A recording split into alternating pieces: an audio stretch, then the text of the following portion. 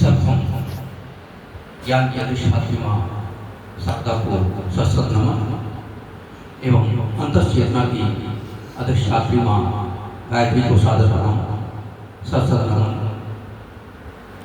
युग दृष्टा परम श्रद्धेय गुरु जी को सादर प्रणाम, आदरणीय गुरु माता को सादर प्रणाम एवं इस श्रद्धेय मंच को भी सादर प्रणाम। सम्मुख उपस्थित समस्त साहित्य प्रेमी सुधी श्रोतागण एवं सभी इष्ट मित्रों को भी सादर प्रणाम, मातृ शक्ति को सादर प्रणाम।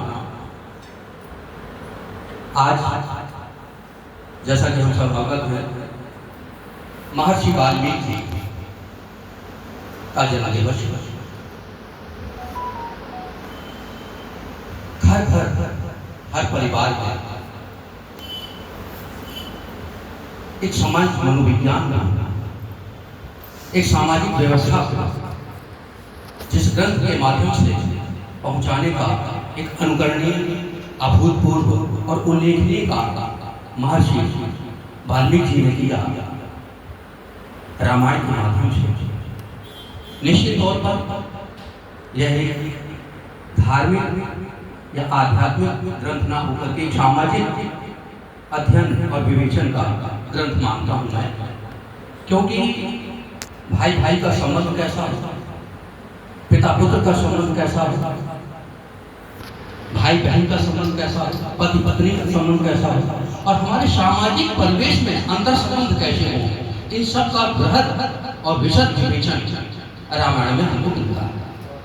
ऐसा ही कार्य महर्षि वाल्मीकि जी ने अपने उस युग में किया और निसंदेह हम सबका ये पुनीत कर्तव्य है कि हम जिस भी रूप में, जिस भी स्थान पर और जिस भी माध्यम से संभव हो सके इस ज्ञान की धारा को सतत प्रवाह करते रहे, प्रवाहमान रखें।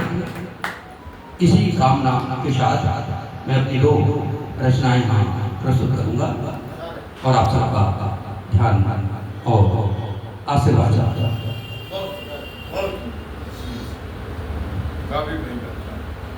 ये जो आज जिस गोष्ठी का पावन पर्व है, तो शब्द आप बोले, अच्छा लगा। अभी हम सब जहाँ बैठे हैं, कुछ पल के पश्चात हम अपने अपने गंतव्य को प्रस्थान कर जाएंगे। उसी पर केंद्रित दृष्टि, तुम चले जाओगे, तुम चले जाओगे, पर थोड़ा सा यहाँ ले जाओगे। हमारी आत्मा, हमारी विचार, हमारा मस्तिष्क यहाँ से जुड़ा रहता है, यहाँ की स्मृतियाँ हमारे मन में रहेंगी कि तुम चले जाओगे, पर थोड़ा सा यहाँ भी रह जाओगे, जैसे रह जाती है पहली बारिश के बाद हवा में धरती की सौंधी सौंधी गंध, जैसे रह जाती है पहली बारिश के बाद हवा में धरती की सौंधी सौंधी सी गंध, भोर के उजास में थोड़ा सा चंद्रमा, जैसे रह जाती है पहली बारिश के बाद हवा में धरती की सौंधी सौंधी सी गंध, भोर के उजास में थोड़ा सा चंद्रमा, खंडहर हो रहे मंदिर में, खंडहर हो रहे मंदिर में अनसुनी प्राचीन घुंघरों की झंकार, खंडहर हो रहे मंदिर में अनसुनी प्राचीन घुंघरों की झंकार। तुम चली जाओगे पर थोड़ी सी हंसी, आंखों की थोड़ी सी चमक, हाथ की बनी थोड़ी सी कॉफी, यहाँ रह जाएंगे प्रेम के सुनसान। तुम चले जाओगे पर थोड़ी सी हंसी, आंखों की थोड़ी सी चमक, हवा, हाथ की बनी थोड़ी सी कॉफी, यहाँ रह जाएंगे प्रेम के इस सुनसान में। तुम चले जाओगे पर मेरे पास रह जाएंगे प्रार्थना की तरह पवित्र और अदम्य तुम्हारी उपस्थिति।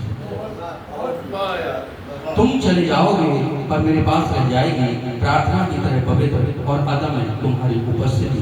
छंद की तरह गूंजना, छंद की तरह गूंजना तुम्हारे पास होने का एहसास। झनझन रहे गूंजना तुम्हारे पास होने का एहसास। तुम चले आओगे पर थोड़ा सा यहाँ ही रह जाओगे, तुम चले जाओगे पर थोड़ा सा यहाँ ही रह जाओगे। जब एकांत में होते हैं, एकांतवास में निश्चित रूप से हमारा चिंतन मनन चलता है। मंथन की यह प्रक्रिया नित नवीन विचार हमारे मस्तिष्क में लाती है। हमारे जो मनोभाव हैं वो किस रूप में सामने आते हैं, इसी का एक छोटा सा प्रयास है आपके सम्मुख। आप सबका आशीर्वाद चाहता हूँ कि मैं बेखौफ कभी कभी खौफ ज्यादा होकर आगे बढ़ता ही जाता हूँ। मैं बेखौफ कभी कभी खौफ ज्यादा होकर आगे बढ़ता ही जाता हूँ। कितनों से आगे होते हुए भी पीछे, कितनों से आगे होते हुए भी पीछे हूँ। पिछला खींचता है, अगला रोकता है। पिछला खींचता है, अगला रोकता है। बगल वाला आंखें तरेरता है, अतार्किक उपमाएं देता है, मगर फिर मैं आगे बढ़ ही जाता हूँ। पिछले के बारे में सोचता हूँ तो कदम बोझिल हो जाते हैं। पिछले के बारे में सोचता हूँ तो कदम बोझिल हो जाते हैं। अगले को देखता हूँ तो रफ्तार बढ़ जाती है। सामर्थ्य से ज्यादा बगले देखता हूँ तो मंजिल निशाने से हट जाती है। सामर्थ्य से ज्यादा बगले देखता हूँ तो मंजिल निशाने से हट जाती है। कभी कभी तो बदल भी जाती है। मंजिल बदली तो विस्मय क्या, मैं तो वही हूँ जिस पर मैं सवार हूँ। उसके साथ एक ना एक दिन पालूंगा यथार्थ। मंजिल बदली तो विस्मय क्या, मैं तो वही हूँ जिस पर मैं सवार हूँ। उसके साथ एक ना एक दिन पालूंगा यथार्थ को। ठहर जाऊंगा उसी मुकाम पर हमेशा के लिए। मैं बेखौफ कभी कभी खौफ ज़्यादा होकर आगे बढ़ता है। बहुत बढ़िया।